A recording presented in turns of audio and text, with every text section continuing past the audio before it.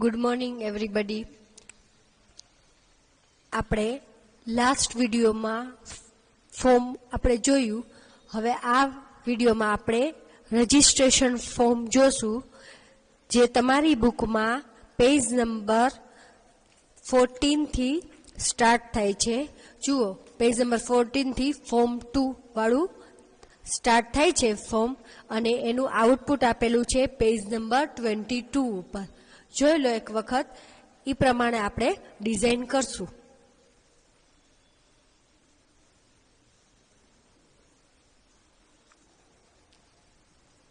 જો આ તમારું આઉટપુટ છે.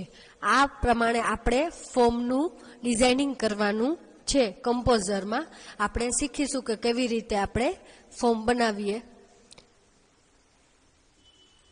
તમે બુકમાં જોતા જાજો અને સ્ક્રીનમાં જોતા જાજો.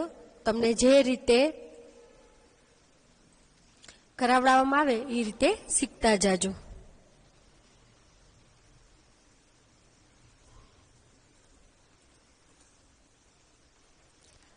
Now, first of we start Composer. Click on Application menu, then Programming and start Composer. See, this one is blank document, and we take a new form. Create a form. Insert menu પર click કરી form and define form, અને અહીંયા ફોર્મનું નામ આપશું. અહીંયા આપશું form 2. આપણે અહીંયા જે નામ આપીએ એ જ નામ આપણે સેવ કરીએ ત્યારે આપવાનું રહેશે. અહીંયા એક્શન યુઆરએલ એટલે કે આપણે સબમિટ ઉપર ક્લિક કરી અને જે ફોર્મ ઓપન થાય એનું નામ આપવાનું છે. એટલે આપણે સબમિટ ઉપર ક્લિક કરવાથી ફરીથી ફોર્મ 2 જ ઓપન થવું જોઈએ. એટલે અહીંયા આપણે આપશું form2.html.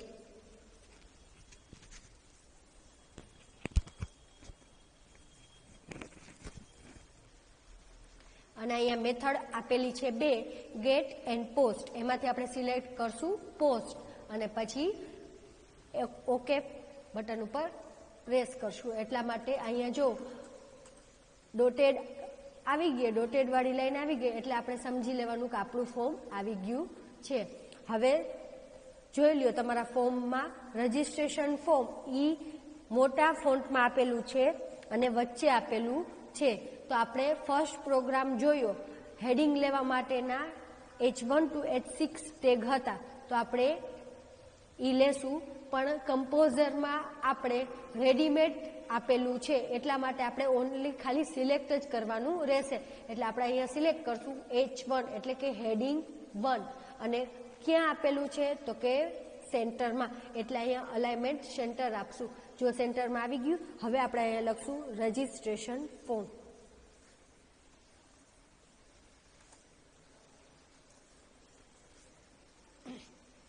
હવે જો પ્રેસ એન્ટર કરશો અને જોશો, હવે બોડી ટેક્સ્ટ આવી ગયા છે, એટલે કે નોર્મલ ટેક્સ્ટ આવી ગયા છે.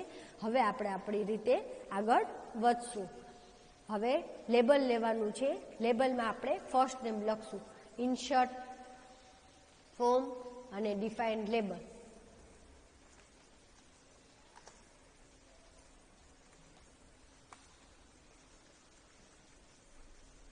હવે એની બાજુમાં ટેક્સ્ટ બોક્સ આપેલું છે.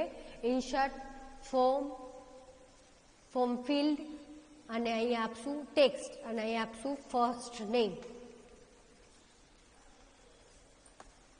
અહીંયા સ્પેસ આપવાની નહીં, અને બને તો કેપિટલમાં નહીં પણ સ્મોલમાં જ લખવાનું રહે, એટલે જેથી કરી અને નેક્સ્ટ ચેપ્ટરમાં આપણે વેલિડેશન વાળું લઈએ ત્યારે આપણે એરર ઓછી આવે.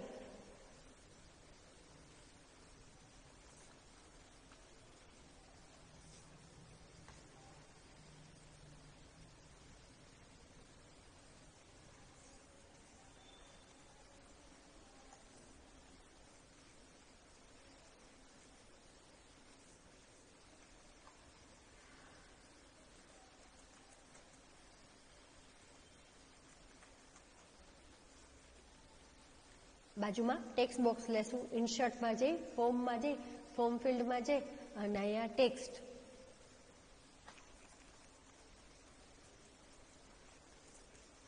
અને ઓકે. હવે last one, last name, insert form define label.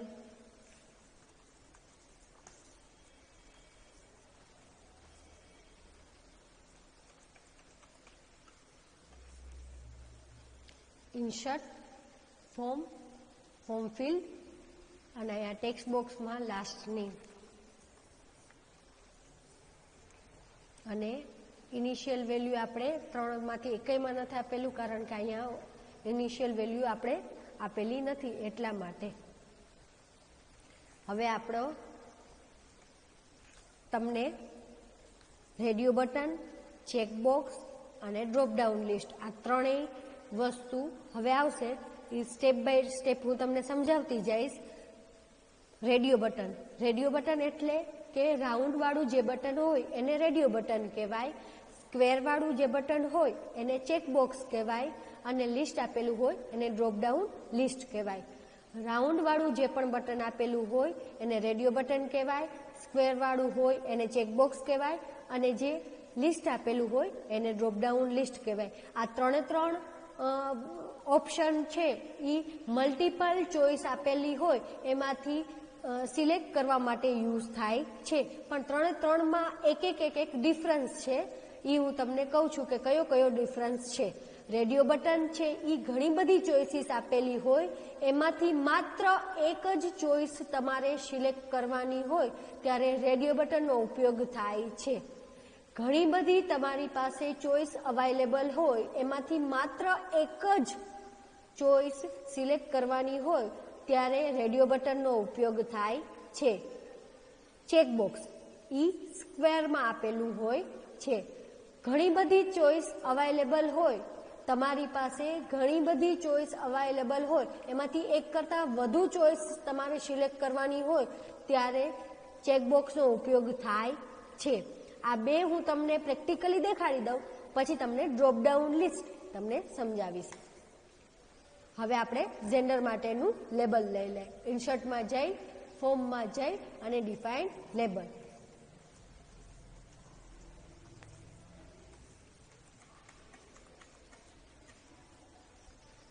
Radio button લેવા માટે ઇન્સર્ટ ઉપર ક્લિક કરી form, then form field, click on fill in field type radio button અને અહીંયા ગ્રુપ આપવાનું રહેશે, કારણ કે મેં તમને કીધું કે એમાં મલ્ટિપલ ચોઇસમાંથી એક જ ચોઇસ આપેલી છે. અહીંયા ગ્રુપ નેમ લખવાનું છે. બધામાં ગ્રુપ નેમ અલગ અલગ, બધી ચોઇસ એક ચોઇસ લખો એમાં બધામાં ગ્રુપ નેમ અલગ અલગ ન આવે. નેમ જ આપેલું છે ગ્રુપ નેમ, એટલે એક જ નામ આપવાનું રહેશે જેન્ડર. અને અહીંયા એની વેલ્યુ આપવાની રહેશે મેલ. આપણે પહેલેથી જ સિલેક્ટ કરવું હોય તો અહીંયા ઇનિશિયલી સિલેક્ટ રાખો, અધરવાઇઝ નહીં રાખવાનું. આપણે કરવું અત્યારે આ ઓપ્શનમાં નથી કરવું એટલા માટે ઇનિશિયલી સિલેક્ટેડ નહીં રાખીએ અને ઓકે. હવે તમે વિચારશો કે મેડમ અહીંયા માત્ર ને ખાલી રાઉન્ડ વાળું બટન મીન્સ કે રેડિયો બટન જ આવ્યું, એની વેલ્યુ આવી નહીં. આપણે વેલ્યુ લેબલમાં લખવાની રહેશે. ઇન્સર્ટ ફોર્મ અને ડિફાઇન લેબલ. હવે સેકન્ડ તમારું આપેલું છે ફિમેલ. ઇન્સર્ટ ફોર્મ અને ફોર્મ ફિલ્ડ અને અહીંયા રેડિયો બટન.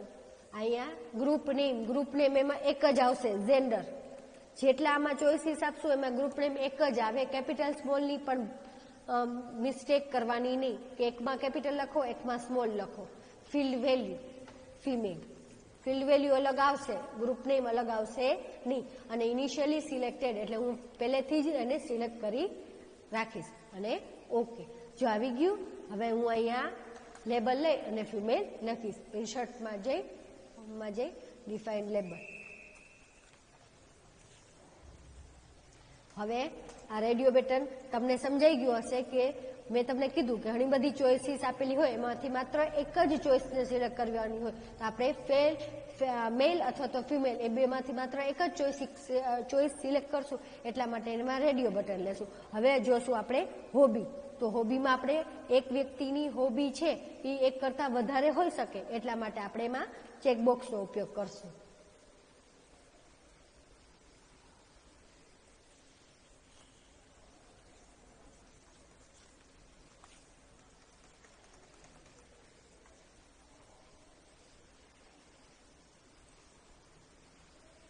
ફોર્મ અહીંયા ચેકબોક્સ ફિલ્ડ નેમ, તો અહીંયા આપણે આપશું હોબી.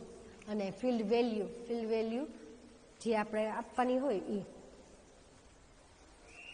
સિંગિંગ ઇનિશિયલી ચેક, એટલે પહેલેથી જ ચેક કરવા માંગો છો, આપણે આમાં યસ આપશું. ઓકે, આવી ગયું. હવે લેબલમાં તમારે તમારી ચોઈસ આપવાની રહેશે.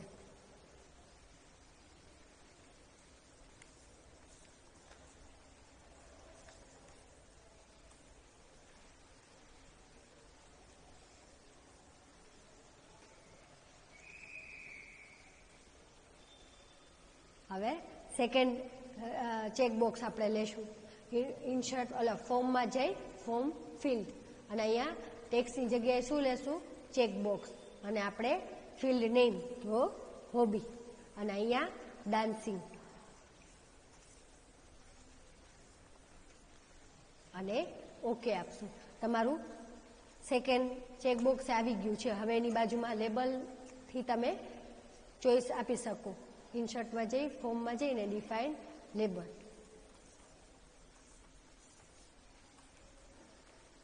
હવે થર્ડ વન છે રીડિંગ. ઇન્સર્ટમાં જઈ ફોર્મમાં જઈ અને ફોર્મ ફિલ્ડમાં તમારે ચેકબોક્સ લઈ લેવાનું રહેશે, અને અહીંયા ફિલ્ડ નેમ બધામાં સેમ જ રહેવાનું રહેશે. હોબી, પછી અહીંયા ફિલ્ડ વેલ્યુ, રીડિંગ, અને ઇનિશિયલી ચેક. આમાં મલ્ટિપલ ચોઇસીસ આપેલી હશે, એમાંથી એક કરતાં વધારે તમે ચોઈસ આપી શકશો, એટલે મેં ડાન્સિંગને અને રીડિંગને બંનેને આપી છે. અને ઓકે, સોરી, સિંગિંગને ને રીડિંગને.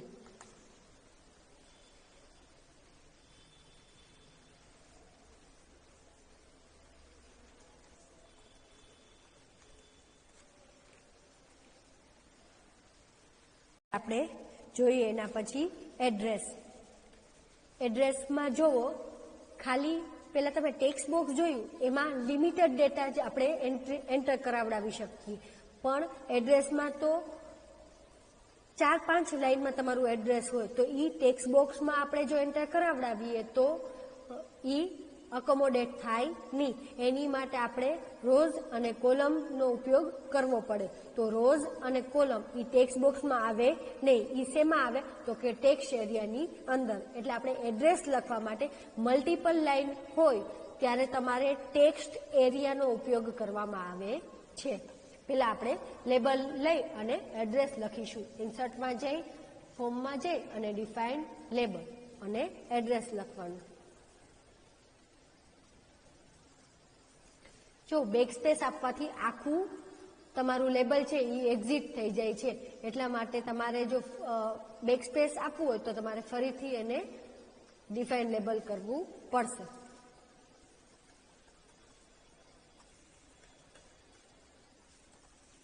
ટેક્સ્ટ એરિયા ક્યાંથી આવશે એ જુઓ. ઇન્સર્ટમાં જઈ ફોર્મમાં જઈ અને અહીંયા ટેક્સ્ટ એરિયા, બરોબર. અહીંયા ફિલ્ડ એરિયા, તો ફિલ્ડ એરિયા એડ્રેસ, અને રોઝ આપવાનું 5, એટલે કે તમારે હોરિઝોન્ટલ લાઇન કેટલી જોઈએ છે ઈ, અને કોલમ કેટલી જોઈએ છે તો કે 70, બરોબર.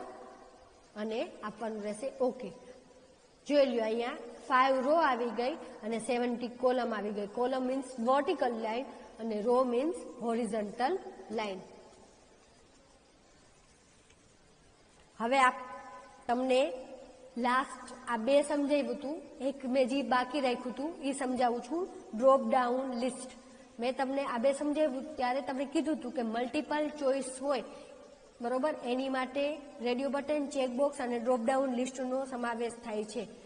આમાં તમને ઉદાહરણ આપેલું છે કે સિટીમાં ઘણી બધી ચોઈસ આપેલી હોય, કેટલી બધી ચોઈસ આપેલી હોય. હવે બધી ચોઈસ છે, બધી ચોઈસીસના નામ હું ફોર્મમાં ડિસ્પ્લે કરું તો આખું ફોર્મ સિટીનું જ ભરાઈ જાય, બરોબર. તો બાકી બધા ડેટા રહીએ નહીં, અને એ પ્રોપર ફોર્મ વેલિડ ફોર્મ કહેવાય નહીં. એટલે કે ડ્રોપ ડાઉન લિસ્ટનો એમાં ઉપયોગ થાય છે. ડ્રોપ ડાઉન એટલે શું? તો કે ડ્રોપ ડાઉન એટલે કે લિસ્ટ બનાવી અને એમાં લિસ્ટની ડ્રોપ ડાઉનની અંદર એડ કરી દેવામાં આવે કે જેથી કરીને એમાં ક્લિક કરો એટલે એ ડ્રોપ ડાઉન લિસ્ટ ખુલે અને એમાંથી તમે કોઈ પણ એક સિલેક્ટ કરી શકો.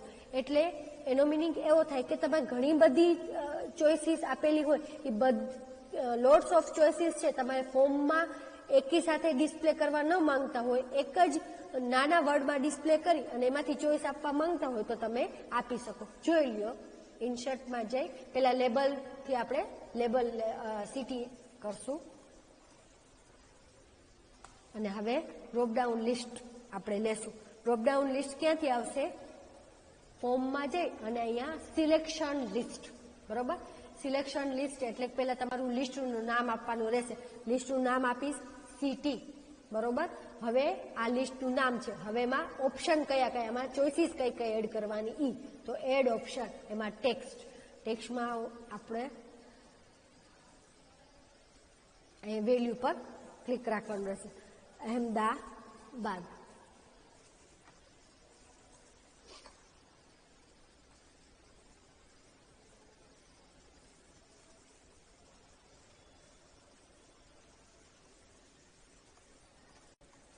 અને પછી બીજું આપવાનું રહેશે એડ ઓપ્શન, બરોબર. ફરીથી અહીંયા બીજું એડ ચોઇસીસ એડ કરાવડાવીશ. બરોડા, અહીંયા બી બરોડા.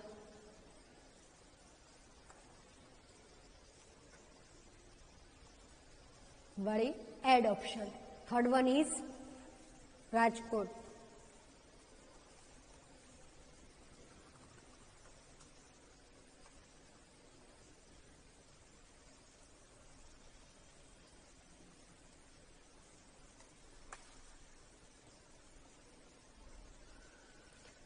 ફરીથી એડ ઓપ્શન અને અહીંયા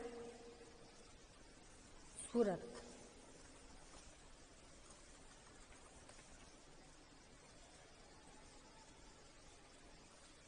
અહીંયા જેટલા આપણે એડ ઓપ્શન કર્યું એમાં ઇનિશિયલી સિલેક્ટેડ અને ડિસેબલ આવે.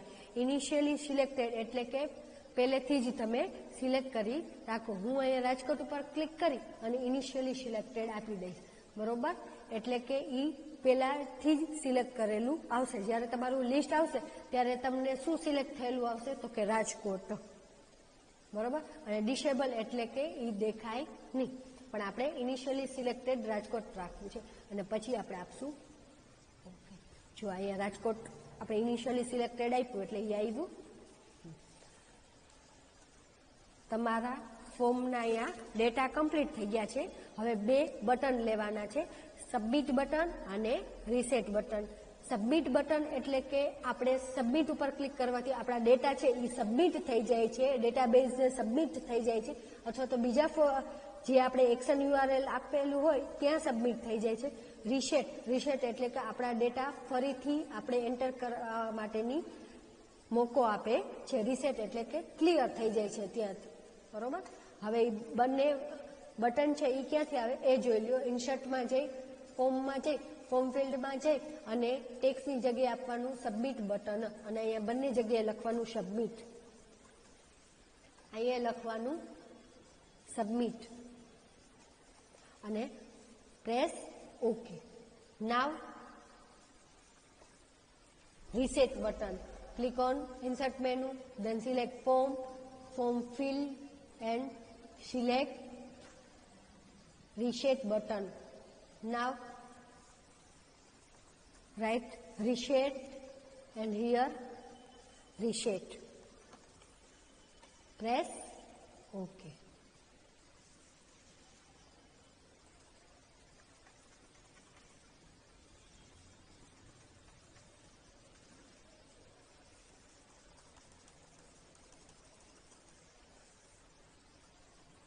હવે બેકગ્રાઉન્ડ કલર લેશું. બેકગ્રાઉન્ડ કલર લેવા માટે format, page colour and background. ત્યાં અહીંયા રેડિયો બટન આપેલું છે. જો આ બે ચોઇસીસ આપેલી છે, એમાંથી એક જ ચોઇસીસ આપણે કરી શકીએ. આપણે યુઝર કસ્ટમ કલર સિલેક્ટ કરશું. નોર્મલ ટેક્સ્ટ એટલે કે ટેક્સ્ટના કલર આપેલા છે. ટેક્સ્ટના કલર બુકમાં આપેલા નથી, પણ આપણે અહીંયા રેડ લેશું, જેથી કરીને તમને ખ્યાલ આવે કે આપણા ટેક્સ્ટનો કલર બદલાઈ. અને બેકગ્રાઉન્ડ કલર વ્હાઇટ આપેલો છે, એ જગ્યાએ આપણે આ કલર લઈ લેશું અને પછી ઓકે. હવે અહીંયા બેકગ્રાઉન્ડ કલર આવી ગયો અને નોર્મલ ટેક્સ્ટ કલર આવી ગયો, જે આપણે આપણા ફોર્મમાં અપ્લાય કરવાનો છે. એટલા માટે અહીંયા ઓકે થઈ ગયું. જોઈ બરાબર. હવે આપણે એને સેવ કરશું. ફાઇલમાં જઈ સેવ. પેલા પેજ ટાઇટલ પૂછશે, તો પેજ ટાઇટલમાં આપણે રજિસ્ટ્રેશન લખવાનું રહેશે. બરોબર. અને ઓકે. હવે તમને કહેશે કે તમારે રજિસ્ટ્રેશન નામ આપવાનું છે, તો ત્યાં આપવાનું છે આપણે form2.html. form2.html અને આપવાનું છે સેવ. આવી ગયું. અહીંયા form2.html એને આપણે ટાઇટલ કયું આપ્યું, તો કે રજિસ્ટ્રેશન ફાઇલ. બરોબર. હવે એને આઉટપુટ જોવા માટે બ્રાઉઝનો ઉપયોગ કરી શકો, અથવા તો તમારા કીબોર્ડમાંથી F5 કીનો ઉપયોગ કરી શકો.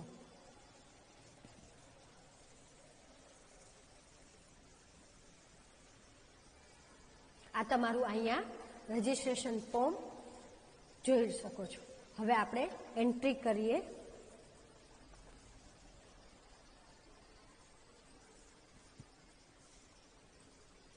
હવે તમે રીસેટ બટનનો ઉપયોગ કરવા માંગતા હો તો તમે કરી શકો. રીસેટ મીન ક્લિયર, ફરીથી સેટ કરવા દે. આ રીસેટ. બરોબર. અને હવે આપણે સબમિટ બટનનો ઉપયોગ જોશું.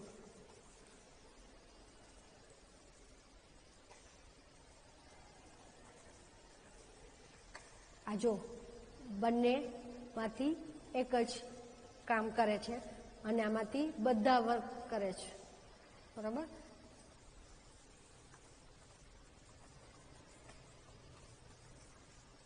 રાજકોટ અહીંયા એનેબલ ઇનિશિયલી સિલેક્ટેડ રાજકોટ રાખ્યું એટલે રાજકોટ આવે, બાકી બધી ચોઈસ આવશે. સુરત રાખી શકું. અને હવે હું સબમિટ ઉપર ક્લિક કરીશ એટલે જો અહીંયા આપણું ટાઇટલ આવ્યું રજિસ્ટ્રેશન. કયા નામથી સેવ કરેલું છે, તો કે form2. હવે હું અહીંયા સબમિટ ઉપર ક્લિક કરીશ એટલે મારો ડેટા ક્યાં જતા રહેશે, form2માં જ. બરાબર.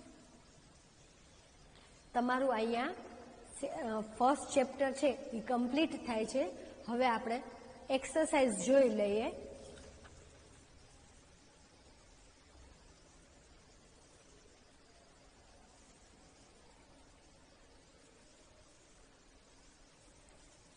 ફર્સ્ટ છે, which of the following is container used to collect a different kind of inputs from the user? એમાં એનો આન્સર આવશે A, form.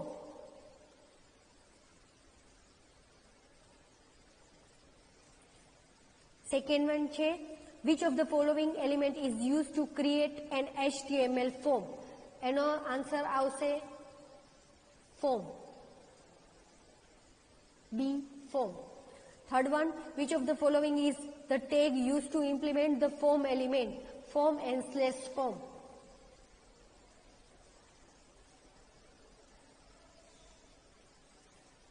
Fourth one is, which of the following attribute of form is used to specify where to send the form data when the form is submitted? B, action.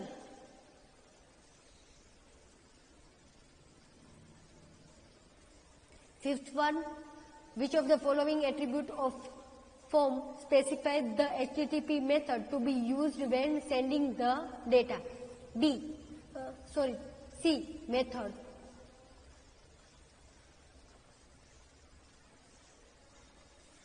Sixth one, which of the following values are used by method attribute? A, get and post.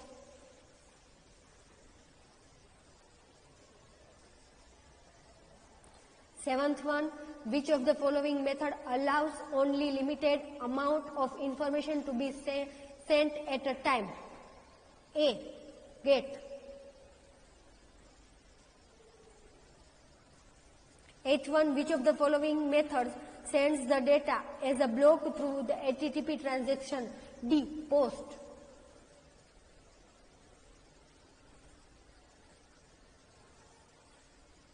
Ninth one, which of the following attribute of the input element specifies the field that is to be created in the form?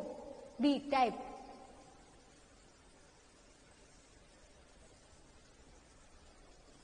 Tenth one, which of the following element allows a multi-line text input? Text area.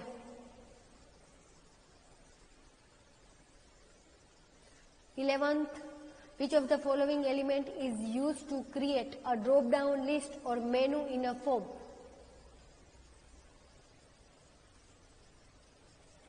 Select. 13.1, which of the following is free open source web development IDE? B. Composer.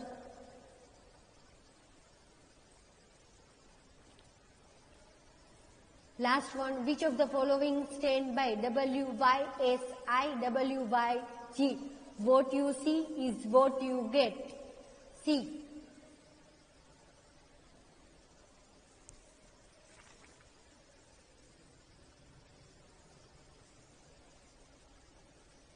Now, here your first chapter exercise and MCQs are complete. Thank you everyone.